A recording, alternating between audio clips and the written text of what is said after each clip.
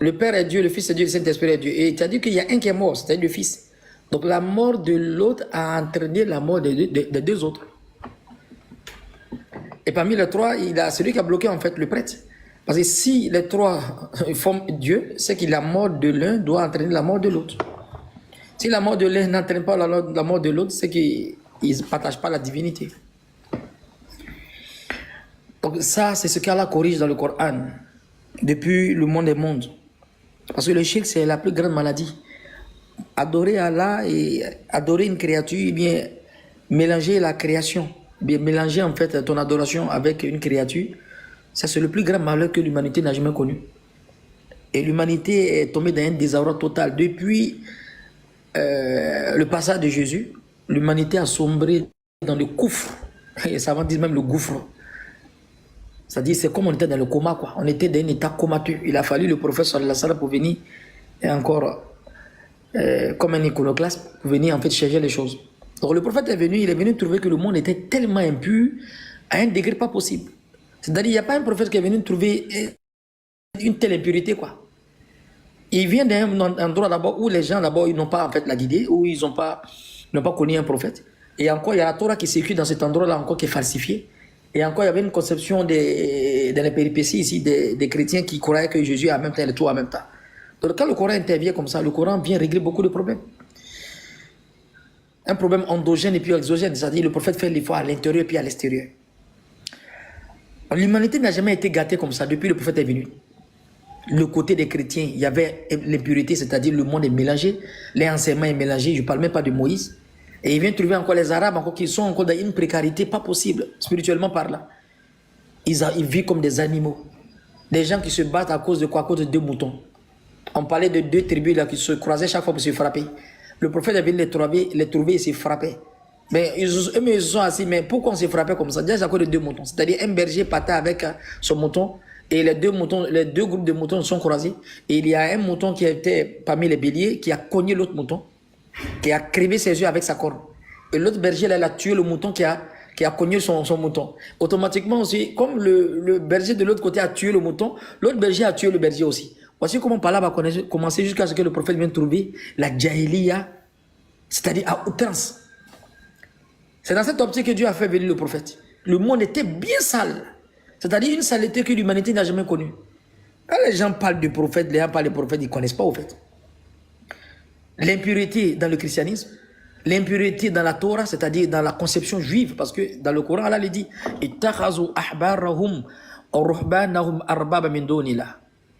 ils ont pris les moines et les rabbins comme des dieux en dehors de Dieu. Ainsi que Jésus, fils de Marie encore. C'est-à-dire, le fait de prendre les juifs, les moines, comme des dieux en dehors de Dieu, quel est le sens?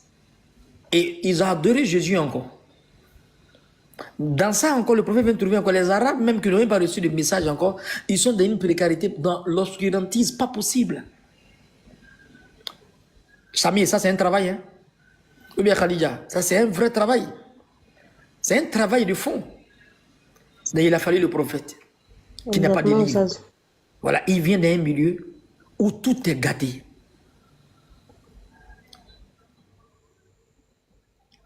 Raison pour laquelle Jésus fait cette prophétie dans Matthieu 21, verset 43. Et ça a donné des fruits. Les bons arbres donnent de bons fruits. Le rème dessus vous sera enlevé, sera donné à une nation qui emportera les fruits. Et quiconque tombera sur cette nation s'écrasera. Sur qui cette pierre tombera se brisera. Donc c'est un travail colossal. Donc le prophète l'a regardé. Si Moïse a eu un temps où il a fait sa dawa, il a eu un long temps. D'abord, le peuple d'Israël, d'abord, ils ont erré dans le désert pendant 40 ans. Imagine d'abord le temps qu'il a fait pour aller chercher les peuples dans le désert, en Égypte, pour les faire sortir. Il a le temps là. Mais on a une personne qui vient pendant 23 ans. Il vient pour toute l'humanité et il vient pour un petit temps. Et il va utiliser quoi? Il va utiliser le souci. Il va utiliser le souci. Et il va venir avec le processus, c'est-à-dire le système éducatif prophétique, il commence à l'intérieur des compagnons. Il n'a pas commencé à l'extérieur. À l'instar d'Abraham qui a cassé les idoles. Il dit non, si j'ai cassé les idoles, il aura la bagarre. Comme ils aiment cette chose-là, je vais casser les idoles dans leur cœur. Mais ça prend beaucoup de temps. Mais ça, il faut un temps. Comme de la manière, dans l'orogoni, on dit les trois manières de la formation comment on appelle ça, des montagnes. La première manière, le plissement, mais l'une des dernières manières qui prend plus de temps, c'est-à-dire sur des aires géologiques, Il s'agit là la formation des montagnes par les sédiments, de façon sédimentaire. Et quand Maître Mahmoud t'explique là-bas, il dit c'est comme si le sable vient d'un endroit. Il y a un petit vent un peu, le sable vient. Le sable vient un peu. Les sables vont venir un peu, quand les sables vont former une montagne. Imagine combien d'air géologique ça va prendre. Donc si on fait un récapitulatif sur la vie du prophète, regardez, quelqu'un qui veut casser les idoles dans le cœur des gens, c'est une forme d'iconoclasie. C'est un professeur, c'est un professionnel, c'est un pro le prophète. Donc ils regardent les vies, ils aiment cette chose. La Kaaba est entourée d'idoles, à l'intérieur comme à l'extérieur. Ils aiment cette chose, ils chérissent ça. Mais si je vais casser là, c'est un problème. Si je fais comme Abraham, ils vont me tuer tout à l'heure. Abraham, on l'a jeté dans le feu. Je change le processus, bien que je viens à l'accomplissement des droits du prophète Abraham. Il vient avec un système éducatif prophétique qui n'est inégalé, inégalable, et il met des garde-fous. Même après son passage, le système encore bouge. Même le diable ne peut pas quoi pénétrer.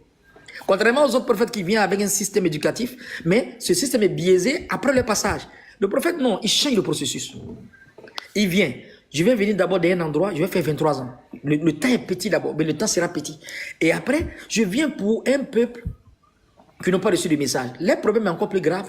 Mais un autre peuple encore qui vient avec le peuple qui n'ont pas reçu de message. Ce peuple-là, ils ont détérioré les messages encore, notamment la Torah et puis l'évangile. Mais c'est un effort colossal.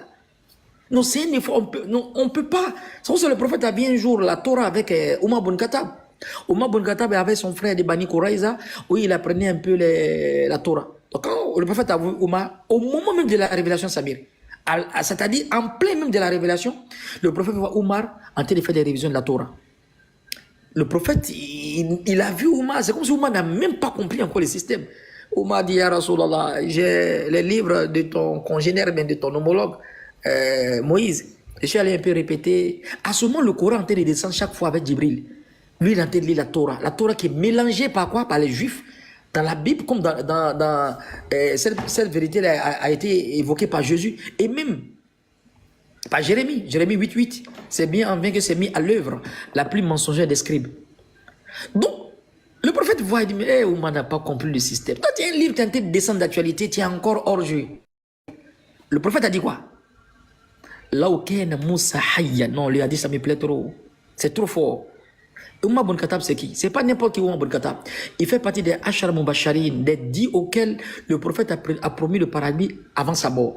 Deuxième, Omar Ibn Khattab, il a rempli tous les enseignements du prophète Mohammed de façon pragmatique. Omar, c'est un grand. Mais le prophète a vu Omar et dit, on n'a pas compris quelque chose. Il dit, Omar, tu as le feuille de Torah de Moïse. Une feuille qui est d'abord, Moïse, c'est un vrai prophète. Moïse, c'est un législateur, il a porté une loi comme le prophète. Mais il a la Torah de Moïse qui est déjà passé pour un peuple qui est codifié de façon nationale. Omar est en train de prendre la révision avec un livre qui est passé, qui n'est même pas pour lui. Bien qu'il y ait les petits enseignements qui sont bénéfiques. Le prophète va dire quoi? Omar, Ya Omar, Moussa Hayyan, Allahu Akbar, si Moïse était vivant, je jure par Allah, si vous l'avez suivi, vous serez tous égarés. Donc c'est fort cette parole-là. Le prophète dit à Omar, si Moïse était vivant et que vous l'avez suivi, vous serez tous égarés. Mais c'est compréhensible parce que Moïse est venu pour les enfants d'Israël. Il a la loi qu'il a là, c'est codifié pour les Juifs. C'est une loi qui est nationale. C'est pas une loi qui est internationale ni universelle. Donc si un musulman, bien un arabe se trompe avec son monde qui était perverti là, il va se tromper pour étudier les enseignements de Mohammed. Il peut pas pratiquer ça. Avec le monde des associateurs à la Mecque, la Torah ne peut pas régler les problèmes des Arabes. Le prophète dit, si Moïse était vivant, si vous l'avez suivi, vous serez tous égarés. Vous êtes ma part pour les communautés, je suis votre part pour les prophètes. Votre succès est tributaire de votre adhésion à mes enseignements. Est-ce que vous avez compris? Vous êtes ma part pour les communautés, je suis votre part pour les prophètes, et votre succès dans l'islam est tributaire à votre adhésion à mes enseignements. Plus vous adhérez à l'enseignement, plus vous allez récolter le succès. Parce qu'il vient d'abord pour les Arabes qui n'ont pas reçu les livres, des gens qui sont dans, c'est-à-dire un état de délabrement avancé dans le côté de la foi. On ne peut pas expliquer. Quelqu'un qui tue sa fille vivante, Samir, il y a quel mécanisme qui dépasse ça? Omar, il enterre sa fille vivante. Il enterre d'enterrer sa fille, le sable est venu sur sa barbe. Sa fille est déjà, elle enterre sur le sable. Il dit, papa, attends, il y a levé le sable là. Il y a le sable qui est venu sur toi. Et la fille a nettoyé le sable. Elle est dans la tombe. Elle a nettoyé le sable. Omar dit, je n'ai pas eu pitié, j'ai enterré. Il n'avait pas de cœur. Une personne va venir changer ces personnes, va les faire les meilleurs des hommes. C'est un petit professeur, mais il est à respecter. Il est à honorer, Mohamed. C'est pour ça que les savants lui ont donné jusqu'en 201 noms. Mohamed, Ahmed, Hamid, Mahmoud.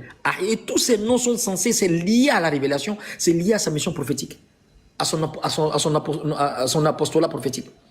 Ahmed, Hamid, Muhammadou. Mouha, c'est celui qui est venu purifier, enlever l'idolâtrie. Madou, qui est venu mettre l'islam. Ahmad. Et ça veut dire que Ahmad, c'est son nom dans l'au-delà. Muhammad, c'est celui qui est loué. Al-Bashir, c'est celui qui annonce. Al-Mubashir, il fait annoncer, c'est-à-dire, il crée des promesses au fait.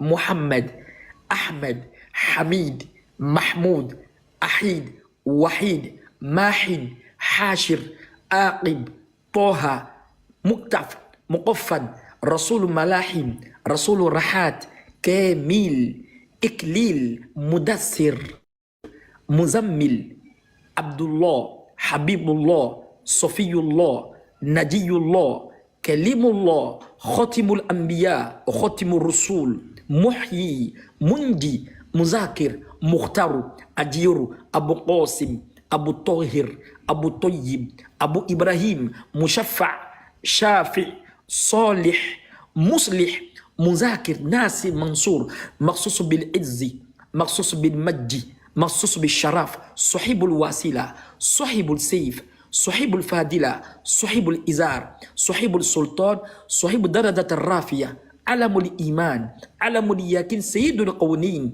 Ainul Na'im, Ainul Izzi, Sa'dullah, Sa'dul Khalq, Khatibul Umam, Alamul Huda, Kashfil Qurrab, Rafi'ul Rutad, Izzul Arab, Sahibul Faraj. Jusqu'à là, il dit au prophète, لقد جاءكم رسول من أنفسكم عزيز عليه ما أنتم حريص عليكم بالمؤمنين الرؤوف الرحيم.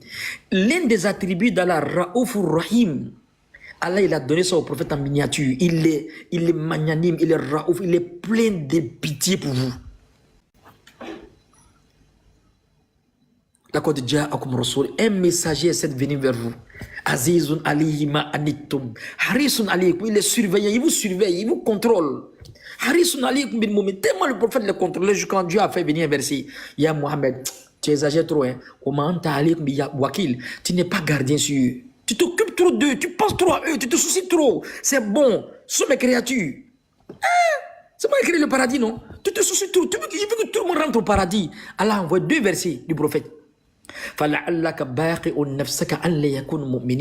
te consumer de chagrin parce que les gens ne sont pas croyants. Tu ne dors pas pour ça. Le prophète est assis comme ça. Il est couché, il a mis sa tête sur les cuisses de sa femme. Un jour, là, il est là, et puis il dit, ça va m'écrire, Ummati, Aïcha dit, il y a quoi? Il dit, ma communauté, ma communauté. Les savants disent que le prophète, chaque fois, on bandait sa tête. Ce n'est pas au moment de moribond, hein. Il est vivant, mais on bande sa tête, parce que sa tête chauffe. Tellement il a le souci pour sa communauté. Il connaît l'enfer, il connaît le paradis. Il connaît en fait. Le prophète assis là, il dit Ummati, on dit même si c'était son cœur bas, Ummati, Ummati, Ummati. On dit quand il est à côté de lui, il sait que son cœur bat. Mais il dit pense quoi? Ma communauté, ma communauté. Il y a chrétien dedans, il y a sorcier, il y a kémite. Lui qui dit il n'est pas prophète, lui qui dit c'est un menteur, lui qui dit et tous sont dedans. Il est 1400 avant, il est en train de projeter en fait son souci sur l'avenir. Le prophète a dit Ummati. Allah dit Mohamed, non, arrête ça là. Tu vas te consommer de chagrin parce que les gens sont pas musulmans. Le prophète, ça c'est pas là avant Dieu et puis le prophète, mais tellement il est tellement bonjour quand c'est dépassé même. Arrête Mohamed, tu n'es pas gardien sur eux. Toi aussi, il faut arrêter d'exagérer. Là, tu n'es pas gardien sur eux, il faut te calmer un peu. فلعلك باخر نفسك ألا يؤمن بهذا الحديث الحسفة. Tu vas te consumer des chagrins, tu vas te faire bizarre parce que les gens sont pas musulmans. Lui, son problème, pourquoi les gens ne vont pas rentrer au paradis? Il est à respecter, moi. Voilà, il est à respecter. Allah dit وَمَا مُحَمَّدٌ إِلَّا الرَّسُولُ قَدْ خَلَتْ مِنْ قَبْلِ الرُّسُلِ أَفَإِنْ مَاتَ أَوْ قُتِلَ انقلبتم على أعقابكم ومن ينقلب على عقبيه فلا يضر الله شيئا وسيجزي الله الشاكرين. ما كان محمد أبا أحد من رجالكم ولكن رسول الله وخاتم النبيين وكان الله بكل شيء عليما. والذين آمنوا وعملوا الصالحات وآمنوا بما نزل على محمد صلى الله عليه وسلم sallam. Muhammadur Rasulullah, Muhammadur Rasulullah. Wallazina ma'ahu ashiddau 'alal kuffari rahmau bainahum.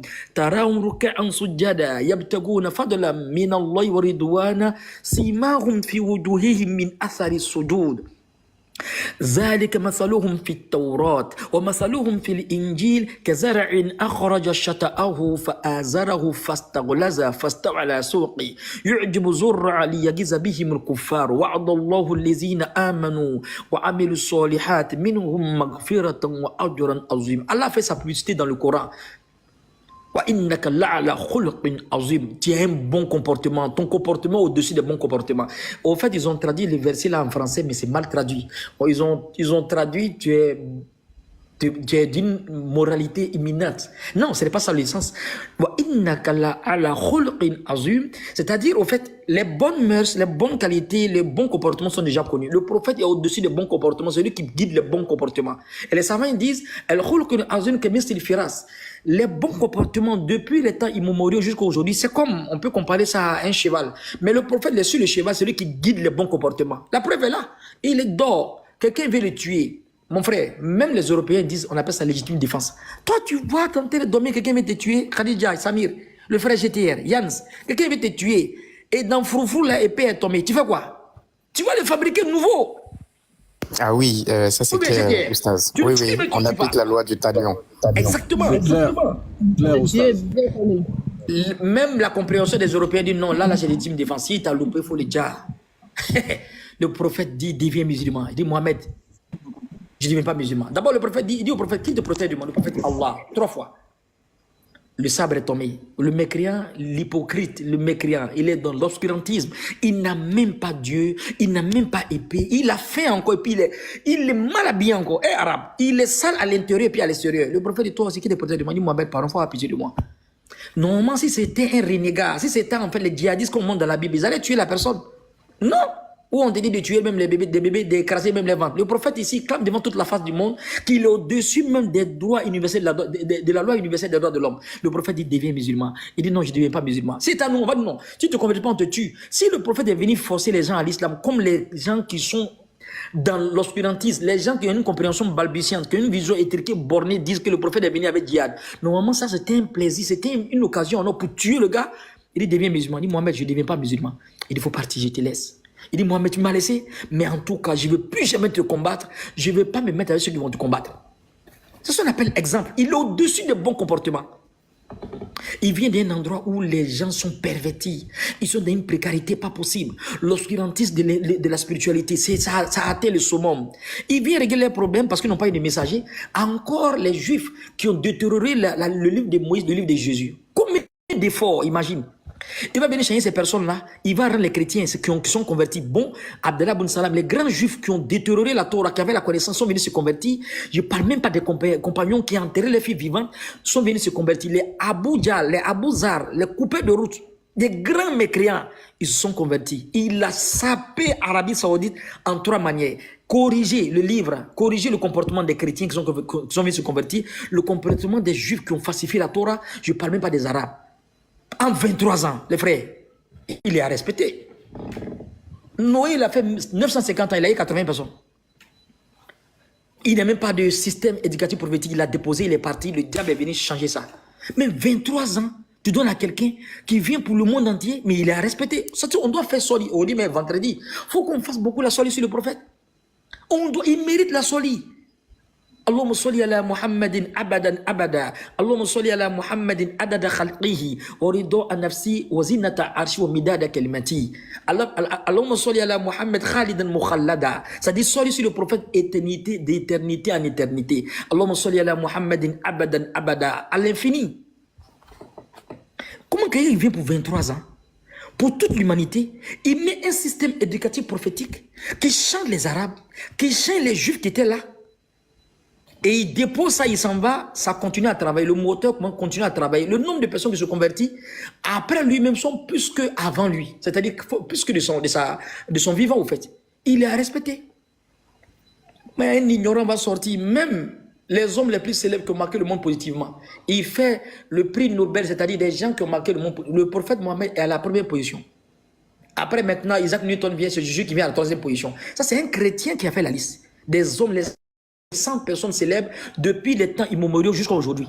C'est un défi. Son comportement, c'est un défi. Toute sa vie, c'est qualité. Ses paroles sont qualité. La connaissance, on ne parle même pas. Il a une connaissance infuse de la Torah. Il a une connaissance infuse des éléments, des histoires passées. Je ne parle même pas des histoires du futur. Il avait un don atypique qu'on appelle l'estatologie. Les choses, c'est-à-dire Allah donne des informations dans le futur. Le prophète a dit. La sourate Rome, la sourate romaine, le prophète a fait venir le verset du Coran. Les Romains seront vaincus. Et merci, quand les gens parlent de la soli, les savants disent que tellement Allah connaît la grandeur du prophète, les musulmans ils font un effort de soli, mais en réalité on ne fait pas la soli. Pourquoi? Le sang de la soli dit quoi? Allahumma soli ala Muhammad. C'est-à-dire toi tu ne peux pas prier sur le prophète. Moi je suis trop petit dans ça. Yann tu ne le connais pas bien. Sami on ne le connaît pas bien. Khalid on ne peut pas bien le connaître.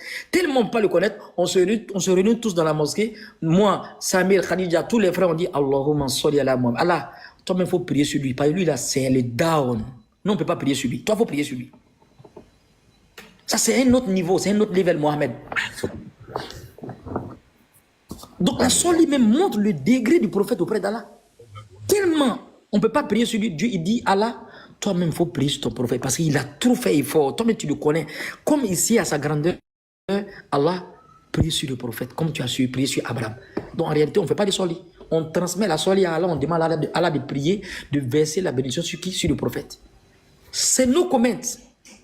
Un comportement VIP atypique, jamais en fait vu dans la vie de quelqu'un. Il a monté des bonnes messes qu'aucun prophète n'a fait. Quand vous voyez le Coran, qu'Allah dit, là nous il n'y a pas.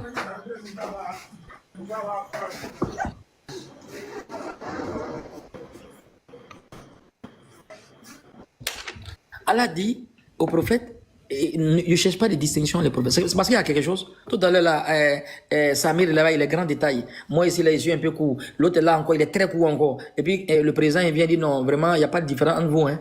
Vous êtes tous même chose. C'est parce qu'il y a quelque chose, on dit ça. Est-ce que vous me comprenez? Est-ce que vous me comprenez? Oui, bien sûr. C'est parce qu'il y a quelque chose, on dit ça. Quand on dit que le noir n'est pas mieux que le blanc n'est pas mieux que le... C'est parce qu'il y a le comportement tribalique qui est là. Quoi, ça, le prophète a dit ça. Pour mettre les gens au même pied d'égalité. C'est parce qu'il y a un comportement qui est là qui n'est pas bon. Donc le prophète dit non, l'arabe n'est pas mieux qu'un autre être humain, ni un autre être humain supérieur à l'arabe, ni un noir supérieur à un blanc, ni un blanc supérieur à un noir qui parle la piété. Si tu vois le prophète dire ça, c'est qu'il y a quelque chose qui se passe. Donc, quand Allah dit dans le Coran, là, ne donnez pas de distinction à les prophètes. Parce que le degré du prophète dans le Coran, même en dehors du Coran, c'est tellement palpable, plausible, tangible. Ah, lui, là, c'est le meilleur des hommes. Allah dit non, mettez-les au même pied d'égalité. C'est parce qu'il y a quelque chose. Le prophète, c'est le down. C'est le down. Par son travail, il est pragmatique, il ne parlait pas beaucoup, il avait un silence profond, tellement éloquent. Quand il parle, tu ne veux pas qu'il n'a qu'à arrêter de parler. Si c'était ses méditations. On dit quand tu veux le voir prier, il est en train de prier. Si tu dis, non, prophète, celui-là, c'est un homme, c'est pas un ange. Tiens, il prie trop, tu es en train de le voir, il est en train de dormir. Puisqu'occasion, tu vas trouver sur lui. C'est pas comme tu me vois, moi, tu veux te cacher pour me regarder, après tu vois, ici en train de faire une mauvaise chose. Non. Lui, tu vas l'espionner, tu vas le trouver, c'est une occasion de guider encore. Comment les frères de vous à moi, quelqu'un qui s'est pissé dans la mosquée, on va les fabriquer nouveau à Abidjan. Quelqu'un qui est en train de pisser dans la mosquée, ils sont en train de le frapper, les compagnons, les fois à dépasser, il dit, lui là, on va le tuer. Le prophète dit, laissez-le tranquille. Quand les ignorants parlent de tout, sauf ça, moi, ça me fait mal. Un mécréant vient pisser dans la mosquée, le prophète dit, laissez-le pisser. Pourquoi le prophète a dit, premier d'abord, c'est pour donner son droit. Quel droit? Celui qui est en train d'uriner, il y a un plaisir. Non seulement si on le dérange, il peut avoir le problème du bas-ventre. Le prophète dit, laissez-le pisser. Là, il va pisser dans un endroit. Laissez-le se mettre à l'aise. Il s'est mis bien à l'aise dans la mosquée. Il s'est mis bien. Le prophète l'a appelé après. Il dit ici, c'est un endroit saint. C'est un endroit où on adore Dieu. N'inquiétez pas, s'il vous plaît.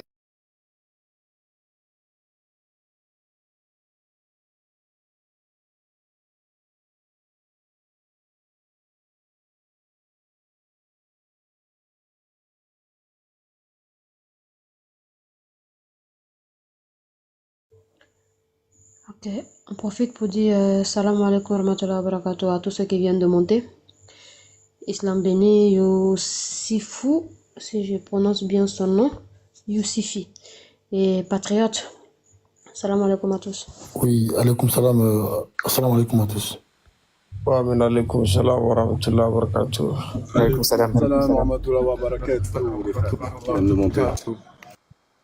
Salam alaikum.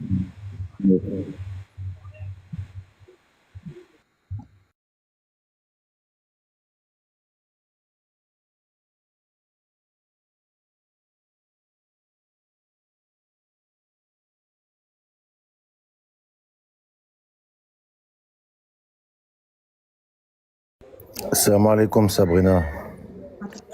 Et à tous ceux qui sont en bas. De partager en même temps, quoi, s'il vous plaît. Partager, voilà, tapoter, je sais pas.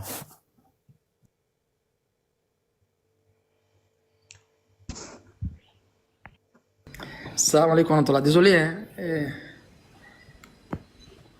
Alaikum salam, Oustaz. Est-ce que vous suivez? Oui, oui, Oustaz. S'il vous plaît, nous sommes 200 sur le live, s'il vous plaît. Et il n'y a que, je vois 11 partages en bas là-bas. S'il vous plaît, tapotez et partagez. On est 200, les gars. Partagez au moins à 10 personnes, qu'un maximum de personnes puissent entendre et comprendre, s'il vous plaît. Merci à vous, la famille.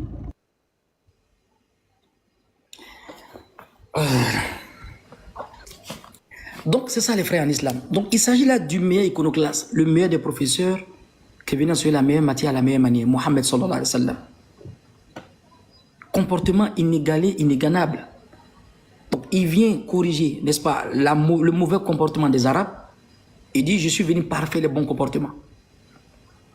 Et regardez les élèves qu'il a laissés. Maintenant, quand un ignorant va venir, que le professeur sallallahu dit, c'est pas ce qu'on fera de vous, il va pas rentrer au paradis.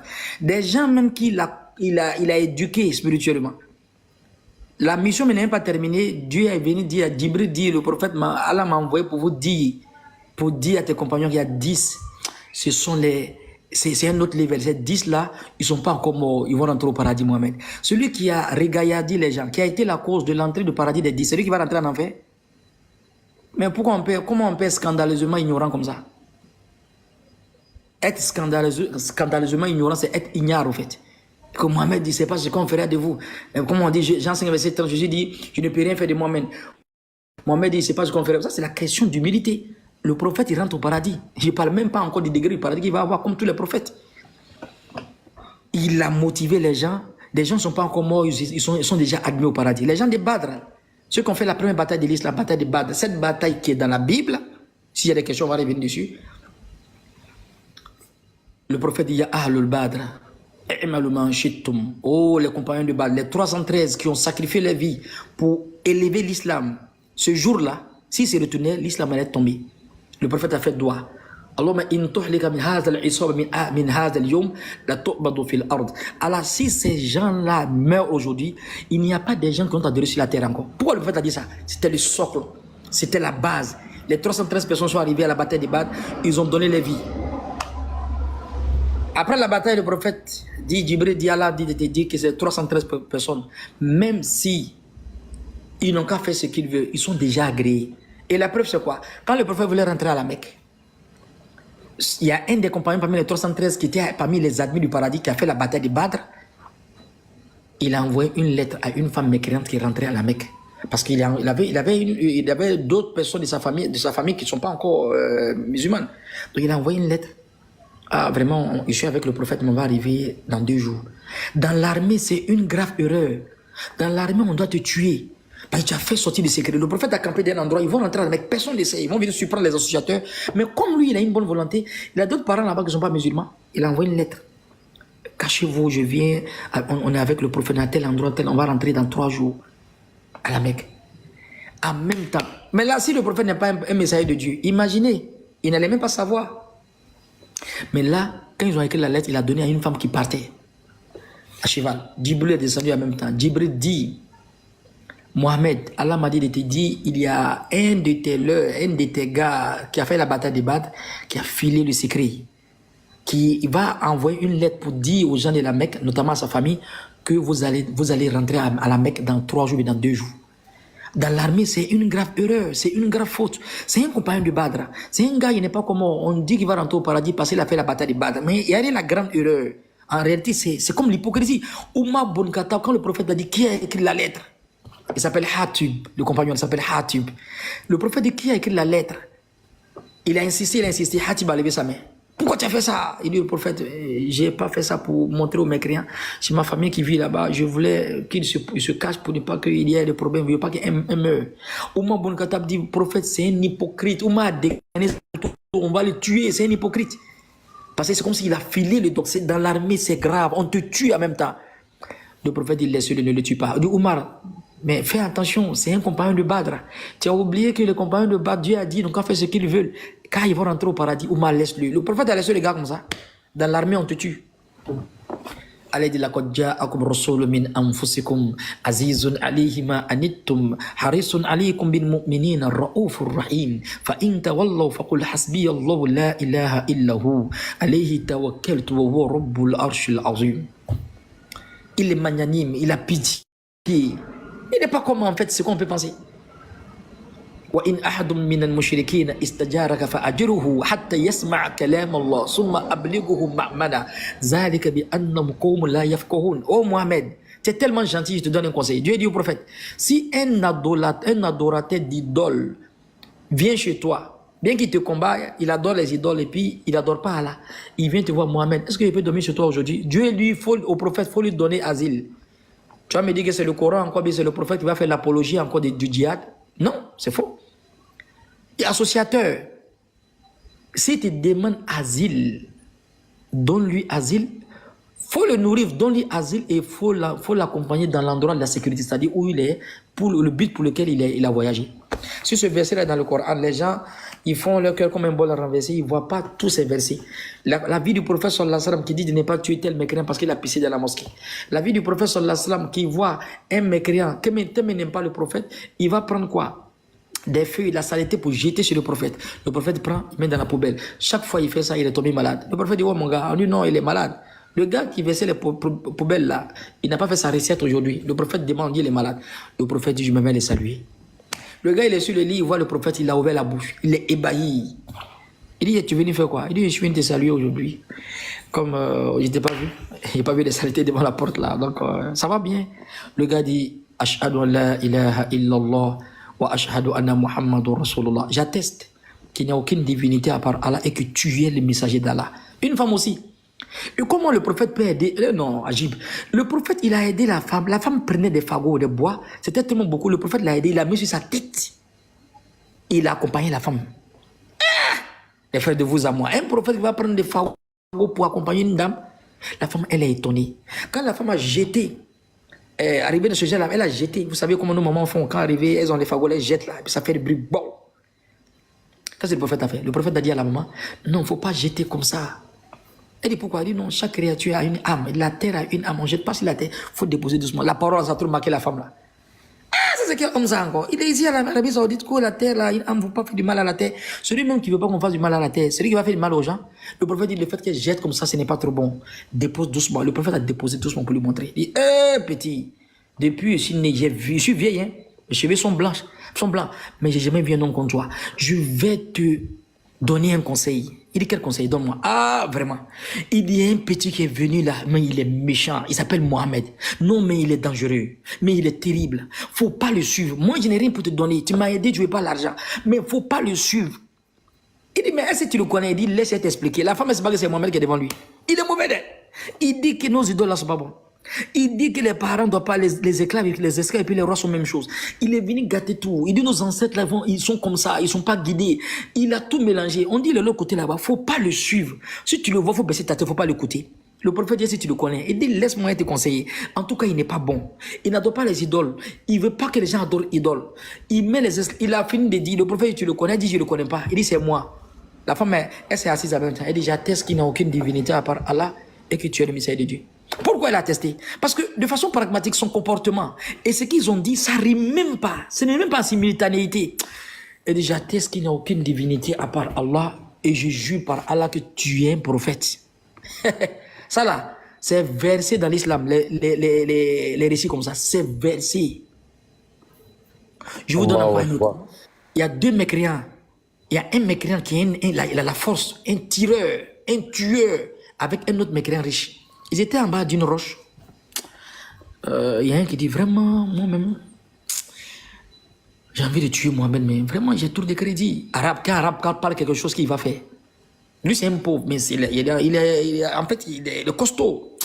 Si tu n'es pas à côté de mes dettes, mais l'or que je dois à telle personne, le terrain de terre que je dois à telle personne, Wallah, ce prophète Mohamed qui est à Médine, j'allais partir le tuer. Le gars dit, mais chose, ça c'est simple. Tu sais que je suis riche.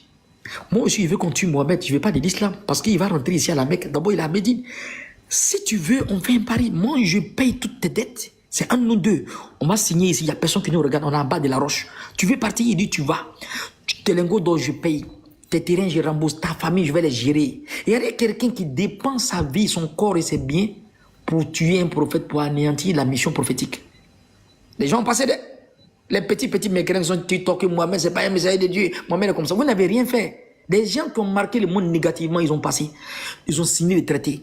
Ils se sont salués. Il dit, demain matin, à la première heure, je vais à Médine. Il a fait quand même me convertir. Quand j'arrive, je le poignarde en même temps. Le riche parmi les mécréants, il était tellement convaincu parce qu'il a vu en fait le gabarit du gars. Il dit non, Mohamed est mort. Mohamed est foutu. Parce que lui, là, quand il va arriver, il va coucher d'abord 3 compagnons, il va coucher 4, il va tuer Mohamed. Le riche a commencé à faire Ilan. Il dit, je vous dis, d'ici midi, Mohamed est mort. Lui, là, il a des fou bien. Parce que le gars qu'il a envoyé, il a mis des chevaux à sa disposition. Le gars est parti à Médine. Donc, ils ont tué Mohamed. Il a déjà payé ses dettes, tout ça. Ils ont fait la réunion, personne n'était là-bas. Ils étaient 2 en bas de la roche. Donc, le gars, à midi, il est en train de dire, je vous dis, d'ici le soir, Mohamed est mort. On dit, mais pourquoi toi t'es sûr comme ça? Il dit qu'il est mort. En tout cas, je vous dirai, mais vous allez entendre les échos. Mohamed est mort. À 18 ans, il est mort. C'est fini. Le gars est en train de danser, il est en train de marcher. Ah, midi, il n'y a pas d'émissaire qui vient. À 13h, 16h, il n'entend pas la nouvelle du gars. Bon, comme les caravaniers arabes, ils vont de la Mecque à Médine, ils vont faire le commerce, ils connaissent toutes les nouvelles qui sont là-bas. Bon, il a voulu s'enquérir. Il dit, mais il y a un gars qui est parti matin, arrivé chez le prophète. Il dit, oui. Lui, il est en train d'apprendre le Coran actuellement. Il a pris son grand lavage, il est dans la mosquée actuellement. Il est en train d'apprendre le Coran. Il s'est converti. Le gars s'est évanoui, il dit, vous dites quoi? Le gars en forme là, grand détail, il a dit, oui, on l'a trouvé dans la mosquée. Mohamed l'a converti, il est en train d'apprendre la Fatiha actuellement. Ils ont fait même son grand lavage. Vous savez comment il s'est converti? C'est lui-même qui raconte. Il est devenu musulman après, il raconte. Il dit, je vous jure par Dieu. Le mécréant dit, le prophète est le messager de Dieu. Il dit, pourquoi? Il dit, lors de ma conversion, j'ai fait un traité de paix, où je devais aller tuer Mohamed. Le gars a payé toutes mes dettes. Je suis rentré à Médine. Personne ne connaissait mon intention. Mon sable était bien aiguisé pour Mohamed. J'ai aiguisé ça pendant des jours. Dès que je trouve Mohamed, je vais le tuer. Même si moi me tue, mais il faut que je tue Mohamed. Il n'y a plus encore le Coran. Il n'y a plus en fait d'Allah encore. Dès que j'ai vu Mohamed, Mohamed a dit dans mon oreille, c'est comment? Ça va un peu? Et ta réunion, elle s'est bien placée? Il dit, il a tiqué en même temps. Il dit, quelle réunion?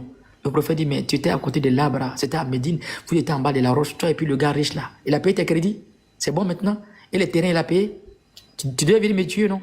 Le gars dit, j'atteste qu'il n'y a aucune divinité à part Allah et que Mohamed, toi, tu es le messager de Dieu. Il dit, Mohamed, où j'étais caché avec le gars, personne ne pouvait savoir. Les gens de la Mecque n'étaient même pas au courant. C'est nous deux, on a signé le pacte, je devais venir te tuer. Mais toi, tu sais qu'il a payé mes crédits? Tu sais qu'il a payé mes terrains? J'atteste qu'il n'y a aucune divinité à part Allah et que tu es le messager de Dieu. C'est à lui, là, on s'amusait. Des plaisantins comme ça qui viennent sur YouTube, sur Facebook, ils ont faim, ils sont des commerçants. Alors, au lieu d'aller faire la boulangerie et la mécanique, vous venez passer par l'islam pour discréditer le prophète. Vous connaissez l'islam? Je vous donne un autre récit encore. Le prophète était chez lui, il a envoyé la lettre au roi. Dans la coutume des prophètes, ils envoient la lettre des émissaires au roi. Il a envoyé la lettre à un roi qu'on appelle Rostou. Il a envoyé la lettre au roi. Le roi, il était tellement orgueilleux. Quand les compagnons sont arrivés à la lettre, il est à la lettre comme ça. Il dit, vous êtes qui? Nous sommes les compagnons du prophète. Ah, un petit arabe là, qui est venu de l'autre côté là. Qu'est-ce qu'il dit? Il dit, voici la lettre. Il regarde. Bismillahirrahmanirrahim. Mina Muhammad ila Malik al-Kasra bi Malik al-Rostou. De la part de Mohamed au roi Rostou. Il dit au prophète sallallahu alayhi wa sallam, le prophète dit, je suis venu vers toi avec l'islam. Faslam, taslim, c'est-à-dire, convertis-toi, tu vas avoir la paix. Atteste qu'il n'y a aucune divinité à part Allah et que tu vas avoir la paix dans ce monde et dans l'au-delà. Je suis venu avec l'honneur de ce monde et dans l'au-delà. Si tu laisses, tu persistes, tu vas payer la dija. Si tu persistes, tu nous combats, si tu meurs, tu rentres dans l'enfer. Je t'ai averti et Dieu est témoin. Il dit, mais Mohamed, là, ce petit là, il se fout des gens. Toi, tu es dans ton petit coin là-bas, tu n'as rien. Mais ce n'est pas possible. Il a déchiré la lettre. Il a jeté ça sur les compagnons. Les compagnons se retournent à peine des kilomètres, ils viennent voir le prophète Mohammed, ils sont en train de pleurer. Le prophète dit, il y a quoi? Il y a Rasulallah, le grand roi, il nous a mal accueillis. Le prophète dit, vous lui avez donné la lettre? Il dit, on a donné la lettre. Il dit, montrez-moi la lettre. Il dit, le prophète l'a déchiré la lettre. Le prophète dit, c'est sa royauté qui l'a déchiré. Écoutez ça très bien. Le prophète dit, c'est sa royauté qui l'a déchiré. Quand le prophète a dit, c'est sa royauté qui l'a déchiré, le gars, il est de l'autre côté là-bas, il dit, mais Mohamed, la foutaise, hein? Moi, il vient me dire de devenir musulman, il vient dire que moi, de venir le voir. Il dit, bon, j'ai fait la riposte. Il a pris 3 personnes qui étaient en forme. Il les a mis sur les chevaux, sur des chevaux. Il dit, allez dire à Mohamed, allez le prendre ici, allez le prendre, le kidnapper pour venir me voir ici. Là. Il va se mettre à genoux ici. Les 3 gaillards, ils prennent le sabre, ils veulent riposter. Ils vont à Médine. Arrivé à Médine, il dit au prophète, salam alaikum. Pardon, ils ont salué le prophète plutôt. Il dit au prophète, le roi Rousseau a besoin de toi. Il dit, le roi, il est mort là-bas longtemps. Hein. Le roi est mort. Il dit, tu dis quoi? Il dit, il est déjà mort là-bas. Les gens se retournent, ils ont trouvé le roi est mort. Si ce n'est pas un prophète, ça c'est Allah qui l'a bipé, il n'a pas appelé, Allah l'a bipé seulement, il dit le roi est mort. Est-ce qu'Allah l'appelle maintenant, il est comment? Muhammadur Rasulullah, Sadiqul Wa'dul Amin. C'est le VIP. Connaissance, tu ne peux pas avec lui. Les connaissances modernes, tu ne peux pas avec lui. Les connaissances de l'eschatologie, tu ne peux pas avec lui. Les connaissances historiques, là, on ne parle même pas. Il vient changer les Arabes. Il vient changer les Juifs qui avaient en fait une Torah qui était détériorée. Il vient changer le comportement en fait des chrétiens, des Juifs à Médine et qu'on changeait le comportement des Arabes. On les appelle la tribu barbare, les chiens du désert. On ne peut pas les coloniser. Arabe qui prend son couteau, il a fini d'aiguiser. Les 2 personnes ont aiguisé pour lui. On ne sait pas maintenant pour qui est tranchant. Il dit pour moi, il est tranché que pour toi. L'autre dit non, pour moi, il peut trancher que pour toi. Il dit bon, on va essayer. Il voit une femme qui est en train de passer, qui est enceinte. Il dit madame, viens ici. La femme vient. Il met le couteau là dans le ventre de la femme. Il tue la femme et puis l'enfant. Et puis il nettoie. Il l'a pas avec le sang sur l'épée. Il dit, il n'était pas dit c'est tranchant. Pour voir si son côté est tranchant, il va éventrer le ventre d'une femme enceinte. Par là, n'a pas commencé encore, c'est ça qu'elle a là. Imagine si par là commence.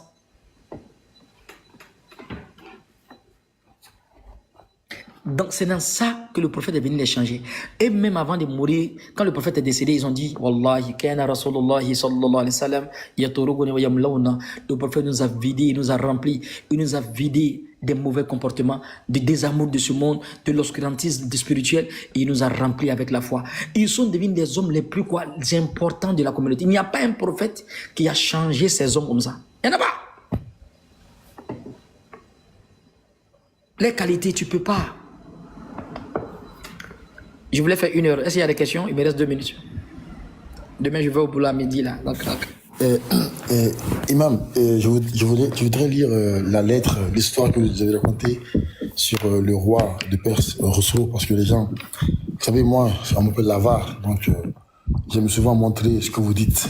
Donc, si vous me permettez, quand vous allez partir, même maintenant, je vais lire avec la caméra. Patriote, vu que tu vas lire la lettre après, est-ce que tu permets qu'on lui pose des questions avant que... Oui, allez. Avant qu'il parte. Oui, alhamdulillah, merci beaucoup Oustaz pour l'enseignement, c'était tellement captivant. J'ai même pas su qu'on était arrivé à la fin. Donc, en fait, moi, ma question, ça va être justement sur Surat Al-Maïda, je crois du verset 45 au verset 50 ou 51, si j'ai une bonne mémoire. Du coup, justement, quel est justement, parce qu'on comprend que l'évangile est venu confirmer la Torah, le Coran est venu confirmer le dernier livre qui est l'évangile justement. Maintenant, comment est-ce qu'on reconnaît les perversions de ces 2 livres en fait? Comment est-ce que le prophète Mohammed alayhi salatu wassalam, comment est-ce que lui, il a dû les reconnaître en fait pour dire bon, ça c'était pas bon, voilà ce que je confirme, voilà ce que j'infirme. Ça d'une part, parce que très souvent, en tout cas quand j'écoute les frères échanger avec les chrétiens, ils disent que Allah même il vous a dit que si vous ne comprenez rien, demandez aux juifs et aux chrétiens, enfin, et à ceux qui possèdent l'évangile ou la Torah, parce que ils détiennent la vérité sur ces 2 livres en fait. Donc ma question c'est vraiment ça, c'est quand on va lire l'enchaînement de Surat 5, je crois que c'est la Surat 5 si je dis pas de bêtises. Oui. La table servie du verset 45 jusqu'au verset 50 ou 51. Justement, comment est-ce qu'on reconnaît, ou comment est-ce que le prophète Mohammed Ali sallallahu alayhi wa sallam a fait pour reconnaître les perversions justement qui ont été introduites dans ces livres, et comment est-ce qu'on aborde la question de oui, mais si le prophète est venu confirmer ce qui existait dans la Torah et l'Évangile, pourquoi justement vous dites que les chrétiens et les juifs sont dans le faux, par exemple? Donc voilà, j'ai un peu une idée de la réponse, mais je vous pose quand même la question quand même. Merci beaucoup, Barakallahu fik. Oui, merci GTR, merci beaucoup. Au fait, c'est ça. Et souvent, ils ont une question là, c'est des mêmes les palindoles, les épanordres, c'est un refrain. Dieu dit au prophète de demander ceux qui lisent les livres. Si vous avez des doutes comme ça, si ce qu'on te révèle, faut interroger ceux qui ont reçu le livre avant toi. Donc ici un Ivoirien, bien un Béninois, bien un Chinois, il se met en fait dans ce verset là, dans ce groupuscule là, des Juifs qui ont reçu en fait le message.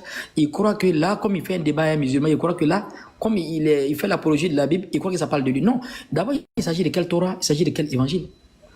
Quand Dieu il dit de demander aux gens du livre qui ont lu le livre avant toi, ça montre que si Dieu est en train de faire l'apologie, il est en train de dire au prophète qu'il y a un livre qui est venu avant, Dieu ne parle pas du livre falsifié, il parle du vrai livre qu'il a donné à Moïse et le livre qu'il a donné à Jésus. Seulement qu'il y a une différenciation. Le livre que Dieu a donné à Jésus, au fait, c'est un livre qui est spirituel, c'est pas un livre physique. Hein. C'est après le passage de Jésus que les gens ont fait quoi? Ils ont en fait, comment on appelle ça? Qu'est-ce que je vais dire? Ils ont en fait, comment on appelle ça? Écrit la vie de Jésus. Vous allez voir même dans la sourate 46, quand les génies sont venus se convertir après la lecture captivante du prophète, qu'est-ce qu'ils ont dit? On a écouté une parole qui est venue après Moïse. Normalement, on doit dire après Jésus. Pourquoi les génies sont permis dans la sourate 46 de dire on a écouté une parole qui est venue après Moïse? Parce que Moïse est le législateur comme le prophète Mohammed. Ce sont les deux qui ont porté une loi. Et le livre de Moïse il a reçu, bien qu'il d'abord il mémorisait, ici d'abord il y avait la tablette, il y avait des instructions. Donc le livre était bien d'abord un livre pas physique, après maintenant ça a été retranscrit comme la Torah. Même chose pour le prophète. Quand Dieu dit au prophète, je te révèle le Coran, à ce moment il n'est pas dans la 23e année. Qu'est-ce que Dieu a après le Coran alors que le Coran n'est pas encore accompli, le Coran n'est pas encore achevé? Donc le Coran au fait ce n'est pas un livre physique, mais après ça sera retranscrit de façon physique. Donc quand les juifs, les chrétiens disent que non, Allah dit de se référer à la Torah et l'évangile. Mais Dieu parle de quelle Torah? Dieu parle de quel évangile? Et maintenant, comment le prophète a su qu'il y a eu des mains, des insertions, bien des mains invisibles, n'est-ce pas, qui ont falsifié les livres? C'est le Coran même qui le dit. En fait, le Coran est le résumé de tous les livres. Donc comme le prophète, il est directement en relation avec Allah, quand Allah dit quelque chose, comme Allah, c'est lui qui a envoyé la Torah, celui qui a envoyé l'évangile, celui qui a envoyé les prophètes. Donc dès qu'il dit une chose dans le Coran, ça résout les problèmes antérieurs au fait. Par exemple, là que le Coran est venu avec les histoires. Donc le Coran fait cette politique, la première, de reprendre certaines histoires. D'autres n'ont pas compris dans leur compréhension balbutienne. Ils disent que non, le Coran est venu reprendre les récits. Alors que le Coran dit que Salomon, il est décédé, en fait quoi? Sur sa canne. Dans la Bible, on te dit qu'il est mort mécréant. David, le Coran parle de David, mais dans la Bible, on te dit qu'il a fait l'adultère. Le Coran parle de qui encore? D'Abraham. Dans les récits, dans d'autres choses, on te dit qu'Abraham était quoi? Il était un adorateur d'idoles. Donc tu vois, donc, le Coran, la première des choses que le Coran vient, pour montrer que les livres antérieurs ont été falsifiés, le Coran vient reprendre les récits. Tu as vu là, tu vois la sagesse? C'est quelqu'un qui a une mangue non mûre. Pour lui dire que la mangue n'est pas non mûre là. Elle est non mûre plutôt, qu'est-ce que tu fais? Tu lui donnes une belle mangue. Quand il mange, qu'il va goûter. La première sagesse du Coran, c'est d'envoyer le même récit, n'est-ce pas, en exhaustivité, avec le fait de façon exhaustive, mais avec des additifs. Donc maintenant, quand tu vois les récits sont répétés, mais ce n'est même pas la même chose dans le Coran, parce que là, ils ont falsifié l'autre côté. D'abord, on te dit que David a commis l'adultère, ce qui n'est pas dans le Coran. La sourate Sod, Salomon est mort mécréant, il était un adorateur de Baal et Pistarté, alors que le Coran dit que Salomon, il est mort comme un prophète. Donc d'un côté, les prophètes sont démonisés, de l'autre côté, le Coran les angélise. Noé, on va refaire l'histoire des prophètes même, on avait commencé. Noé, il s'est enivré, il est devenu nu, ses enfants ont vu sa nudité. Le Coran présente Noé comme c'est un grand prophète, jusqu'à ce qu'il fait partie des prophètes qui sont reconnaissants. Donc ici, ils sont démonisés, Ils sont angélisés. Donc la première technique du Coran, c'est de revenir avec les récits de façon sage pour venir donner des additifs et donner un récit exhaustif. Donc le Coran faisait tous les récits de la Bible. Le Coran a donné les récits exhaustifs qui ne sont même pas dans la Bible. Souvent qui sont dans la Bible, mais qui ne sont pas en fait complètes. Qui ne sont pas complets plutôt, le récit. L'histoire de Jésus, même chose. Il n'a parlé dès le berceau. Ce n'est pas dans la Bible. Pourtant, dans Jean 20, verset 30, on dit Jésus a fait beaucoup de choses. Si on écrivait, ça ne pouvait pas remplir les cieux et la terre. Mais il a fait beaucoup de choses. Ils ont omis, ils ont occulté ça. Normalement, le premier miracle de Jésus doit être cité. Mais ils ne connaissent pas le premier miracle de Jésus parce qu'il y a une fossé dans sa vie. On voit la vie de Jésus à 6 ans, mais à 3 ans de sa naissance. On voit à 30 ans, il est en train de prêcher. Il y a un fossé. Entre 3 ans, 6 ans et 30 ans, Jésus il est parti en Égypte. Il est revenu à quel moment? Il est venu prêcher à quel moment? On ne sait pas. Mais à 30 ans, on voit dans Matthieu 5 qu'il est en train de prêcher. Il y a un fossé dans sa vie. Il ne peut pas être un modèle à suivre. Le prophète, sa vie, de sa naissance jusqu'à ce qu'il dit sa révérence est connue. Donc le prophète a su qu'il y a des insertions parallèles, bien des failles, des mains invisibles dans la Torah et dans l'évangile, parce que d'abord Allah a dit.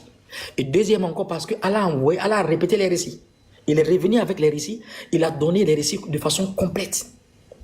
Premier Allah dit وَلَا تَلْبِسُوا الْحَقَّ بِالْبَاطِلِ وَتَكْتُمُوا الْحَقَّ وَأَنْتُمْ تَعْلَمُونَ. Ne mélangez pas le faux et le vrai sciemment. C'est qu'il y a quelque chose.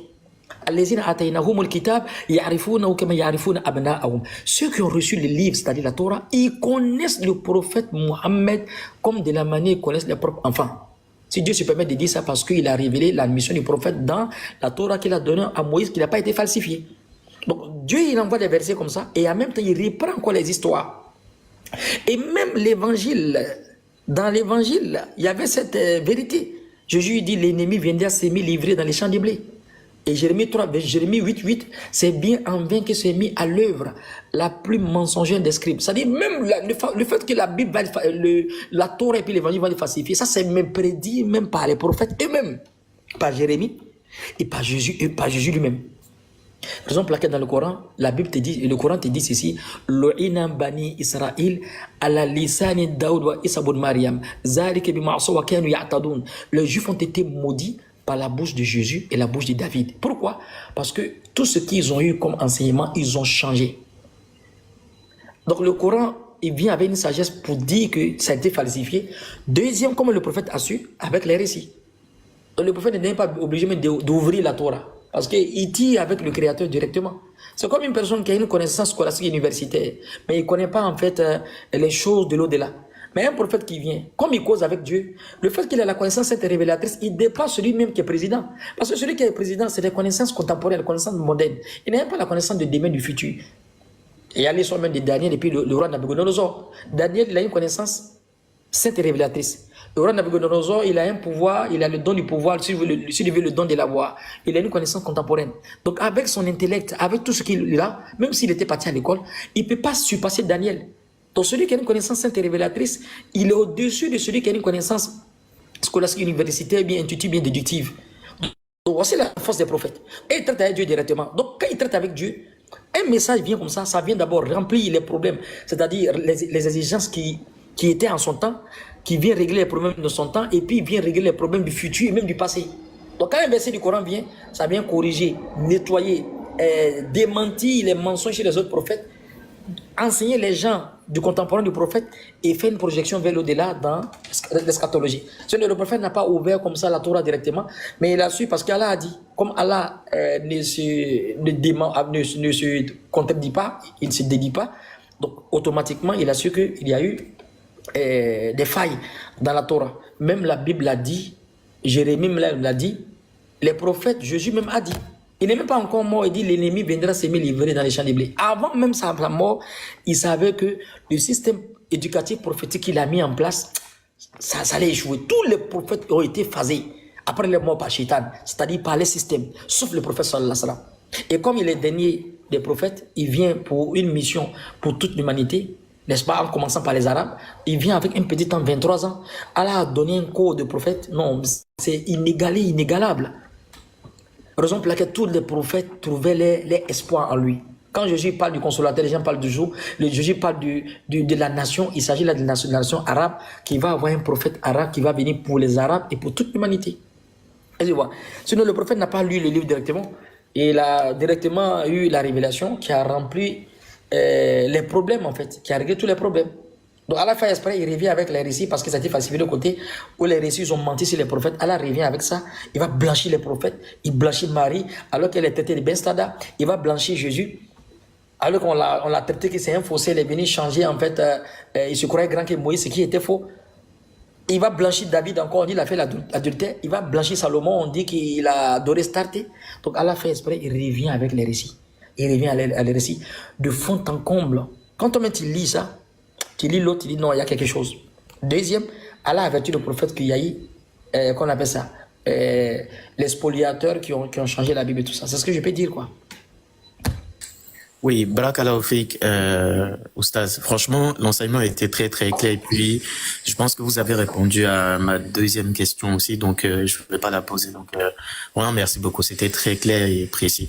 Pourquoi je vous avais posé la question? Parce que souvent aussi dans les échanges, on entend souvent aussi les voisins nous dire que très souvent le prophète Mohammed alayhi salatu wa salam, quand il y avait des incompréhensions comme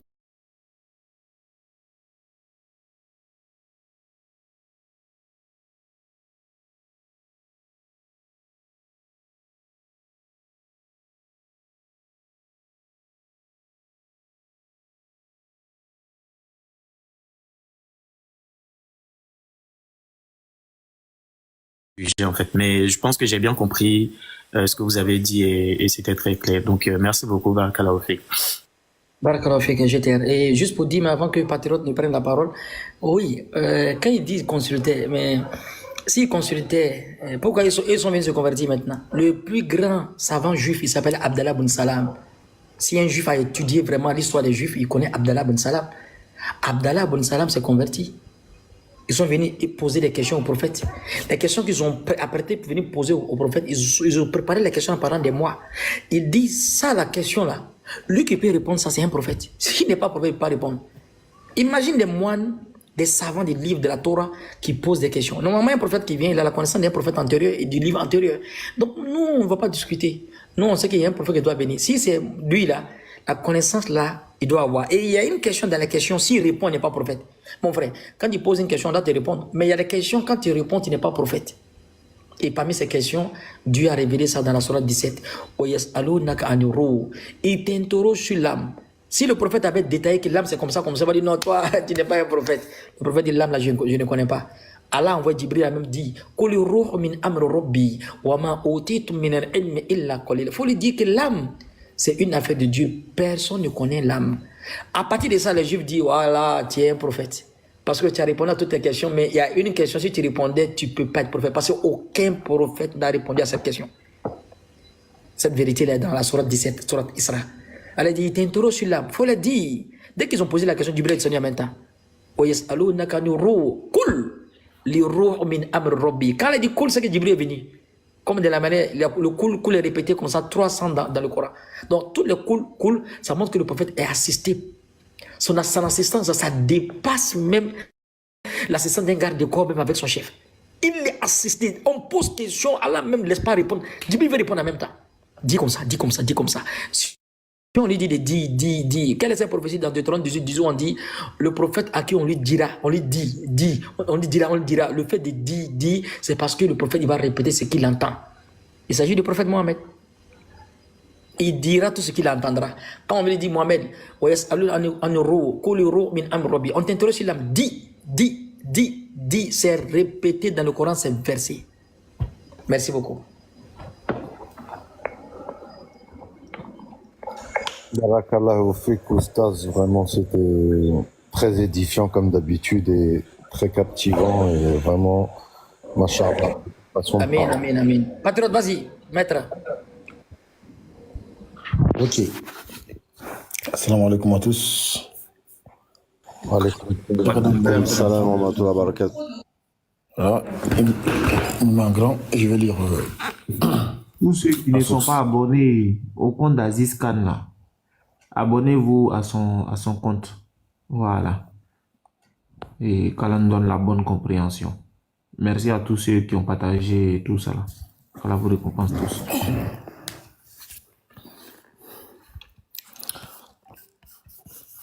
merci.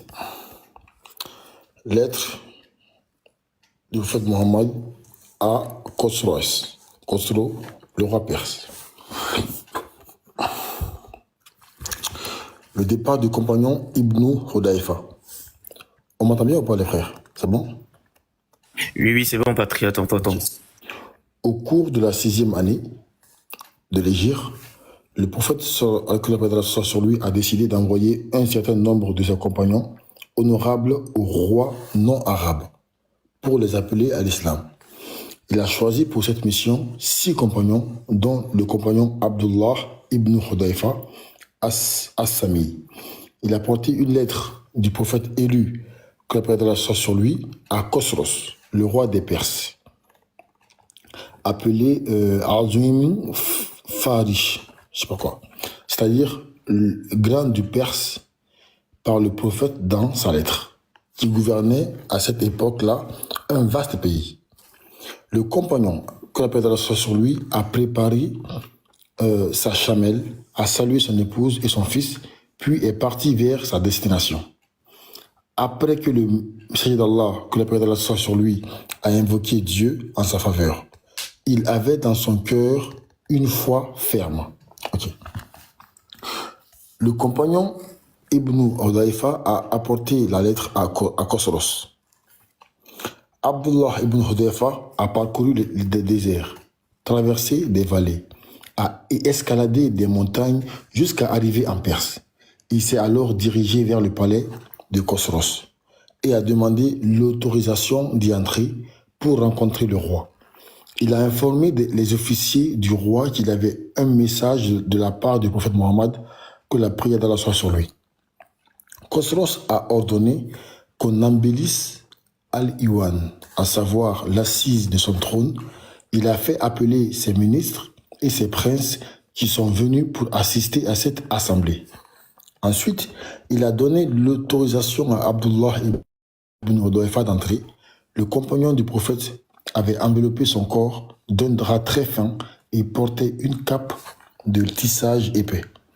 Il a levé haut sa tête, fier de sa foi, de son islam, et a redressé son dos.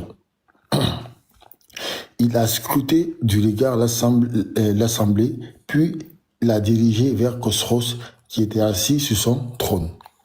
Khosroes a demandé à l'un de ses serviteurs de lui amener la lettre. Le compagnon Abdullah lui a dit « Non, le messager d'Allah m'a ordonné de te la remettre en main propre. Et moi, je ne contredis pas un ordre de messager d'Allah. Que la prière d'Allah soit sur lui. » Lorsqu'on a fait la traduction de ce qu'il a dit à Khosroes, il leur a donné l'ordre de l'amener, de les laisser se rapprocher de lui. Il s'est rapproché jusqu'à lui donner la lettre. Khosroes l'a prise et l'a donnée à son traducteur pour qu'il la lise. Ce dernier l'a ouverte et a commencé à la lire. Le traducteur a lu la lettre et a dit « Elle comporte « Je commence par le nom d'Allah, Ar-Rahman, Ar-Rahim, de Muhammad, le messager d'Allah, à Khosroes, le roi des Perses, salutations à celui qui a suivi la bonne guidée. » Donc ça, c'est le message. Lorsque Khosroes a entendu cette lettre, une colère intense l'a envahi. Il est devenu rouge de colère, car le messager d'Allah, que la prière d'Allah soit sur lui, s'était cité lui-même en premier. Il a pris la lettre de la main du traducteur, il s'est mis à la déchirer sans savoir ce qu'elle comportait, en criant « M'écrit-il cela alors qu'il est mon esclave ?» Allah Akbar. Puis il a ordonné qu'on fasse sortir le compagnon Abdullah. Continue. Le retour du compagnon Ibn Hudayfa. Le compagnon Abdullah, qu'Allah l'agrée, est sorti sans savoir ce qu'il allait faire de lui. Mais il a dit, par Allah, je ne prête pas attention à l'état dans lequel je serai après avoir accompli ce que le messager d'Allah m'a ordonné de faire. Puis, il est monté sur sa monture et est parti. Lorsque la colère de Khosrow s'est calmée, il a ordonné qu'on lui ramène Abdullah de nouveau. Mais ils ne l'ont pas trouvé. Arrivé auprès du prophète Mohammed, que la prière d'Allah soit sur lui, Abdullah lui a appris ce qui s'était passé avec Khosrow. Comment il avait déchiré la lettre du messager d'Allah, que la prière d'Allah soit sur lui, n'a pas dit autre chose que Mazzaqallah mulka. Voilà. Mazzaqallah mulka. Jazakallah mulkahu. Ça. Voilà, mulkahu. Ça veut dire que Dieu morcelle son royaume. Donc après ça, l'invocation du prophète contre Khosrow. Khosrow a écrit à son représentant Ba'dan, qui gouvernait le Yémen. Il lui a demandé d'envoyer deux soldats à notre prophète Mohammed et de le ramener vers lui. Ba'dan ordonna à 2 hommes d'aller auprès du prophète Mohammed, que la prière d'Allah soit sur lui. Le prophète les garda un autre jour, puis le jour suivant, le messager d'Allah leur a dit: vous n'allez plus revoir Khosrow après ce jour. Allah l'a fait mourir puisqu'il a fait que son fils l'a assassiné. Voilà. Donc ça prouve ce qu'a dit l'imam. L'histoire, elle est plus longue, voilà. Elle finit là. Voilà. Donc c'est l'histoire que l'imam, que Aziz Khan a dit tout à l'heure. C'est parfait. Merci beaucoup. Merci, patriote. Merci, même à la fin, effectivement, c'est son fils qui l'a tué. Merci beaucoup, Wallahi, tu as bien terminé. Donc ici, voici les preuves, il y a des conteneurs comme ça. Non, tu joues pas avec lui. Si tu fais Allah, tu bip son Allah bip, et puis c'est fini. Le gars s'en va à Kiyama, il va couper son ticket. Le prophète était comme ça. Mais là, le gars, il a fait trop, parce que là, il avait le don de la voix, le don du pouvoir. C'est un don que Dieu a donné. Dans la sourate Imran, Allah dit: il donne la royauté à qui il veut. Il sait comment il donne la royauté. Il arrache à qui il veut. Souvent, il peut t'arracher la royauté, mais sans prendre l'âme. Mais le gars, en fait, il a fait un peu trop. Il a trop fait. En fait, non seulement c'est un roi, la royauté, là, il croit qu'il est né avec ça. Allah va lui montrer que c'est lui qui donne, c'est lui qui arrache. Mais ici, Allah a très mal arraché. Hein. Non seulement Allah a arraché jusqu'à il y a des séquelles, Allah l'a morcelé. C'est son fils qui est venu le tuer. Ça, c'est un rabaissement même dans le royaume. C'est un rabaissement. Tous ceux qui ont marqué le monde négativement, ils sont combattus l'islam, ils ont été rabaissés. Et tous ceux qui vont combattre l'islam seront toujours rabaissés. Regardez les vies, vous allez voir les vies. Même ceux qu'on vit avec eux. Peut-être quelqu'un va combattre sur l'empire de l'ignorance. Toi, tu deviens un chrétien qui veut combattre. Il combat l'islam, mais il croit que l'islam n'est pas vrai. Lui, arrivé à un moment, peut-être qu'il va baisser un peu, parce qu'il va voir certaines vérités, il ne pourra pas combattre. Mais celui qui combat, il sait que c'est vrai, puis il combat. Lui, son sort dans la main, il sera destruit, il sera morcelé comme le roi Khosrow. Ça, c'est une vérité éternelle. Il n'y a pas un gars qui s'est mis devant les chemins des prophètes et puis il a réussi. Il a perdu dans ce monde, ils ont perdu dans l'au-delà. Pharaon, même chose. Abu Jahl, même chose. Donc, pour le prophète, c'était très fort. La mission, 23 ans, mais il a utilisé son souci. Le prophète pleurait pour sa communauté. Il ne dormait même pas bien. Un jour, il s'amusait avec sa femme, vous connaissez, et il a fait droit. Allah pardonne les péchés de Aïcha, les péchés passés, les péchés futurs, les péchés exprès, les péchés faits expressément, les péchés involontaires, les péchés volontaires. Tellement le prophète a cité jusqu'à sa femme, elle a crié, ouais! Vous connaissez les femmes? Il dit, mais pourquoi tu es content comme ça? Il dit, Wallahi, depuis qu'on s'est marié, doigt que tu as fait pour moi, tu n'as jamais fait cette doigt-là. Tu m'as gâté, mon mari. Le prophète dit, je t'ai rien donné. Doigt que j'ai fait pour toi, j'ai fait ça 5 fois par jour pour ma communauté. La doigt que je viens de faire pour toi, j'ai fait ça 5 fois par jour pour ma communauté. Oui, j'imaginais un peu. Le prophète, sa communauté, il ne jouait pas avec ça. Un jour, le prophète, il faisait doigt, on ne le voyait plus encore. Pendant quelques jours, pas des quelques heures, on ne le voit pas. Abakar Siddiq, il cherche le prophète, il ne voit pas le prophète. Il voit un berger qui venait. Le berger, ça c'est un savant indien qui nous donnait cette histoire-là. Il voit un berger qui vient.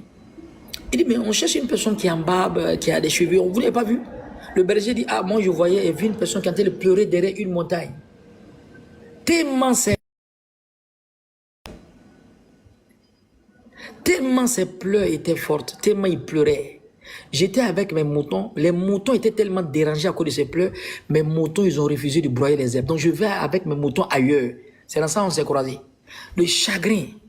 le souci pour que sa communauté rentre au paradis. Les mécréants, comme les chrétiens, comme les juifs, même les sorciers, les kémites, hein, il fait droit pour tout le monde. La preuve, c'est quoi? Il y a un juif qui est décédé. Quand le prophète a vu le corps du juif passer, le prophète s'est levé en même temps. Le respect même qu'il a pour le corps d'un juif, le cadavre juif. Il y a un combat qui dit au prophète, mais tu exagères. Ça, c'est un mécréant juif. Il dit oui. Il fait partie de ma communauté, il m'a échappé. Quelqu'un qui est devenu mécréant, il n'est pas prêt pour suivre le prophète. Il meurt dans la mécréance, il n'est pas prêt pour suivre le prophète. Le prophète se lève quand il voit son corps. Le respect même pour le mort, pour un mort juif. Celui-là qui est venu gâter les gens. Celui même qui dit, quand tu veux couper, tu veux égorger le mouton, il faut bien aiguiser, diminue, il faut alléger la souffrance de la victime. Le prophète dit même, ne maltraitez pas les arbres, habits forestiers. Ça, c'est plus que le commandement des eaux forêts. Le prophète dit, ne détruisez pas la nature. Dieu a donné la nature sacrée, il a donné cadeau. Gérez bien la nature. Le prophète dit de ne pas couper les arbres. On connaît la photosynthèse. On connaît comment le bien il y a dans les arbres. Le prophète dit de ne pas couper les arbres. Le fait d'abuser, de gâter les arbres d'abord. Combien de fois ça fait à l'écosystème, à l'écologie d'abord? Ça, c'est de un. Mais quelqu'un qui va dire de ne pas couper les arbres, il va venir d'aller tuer l'homme. Moi, je ne sais pas pourquoi les gens me laissent aussi vibrer comme ça. Kalan pardon, Inch'Allah. Cheikh Adam, patriote et tout le monde, on se pardonne. Inch'Allah. Oui, maître, vraiment,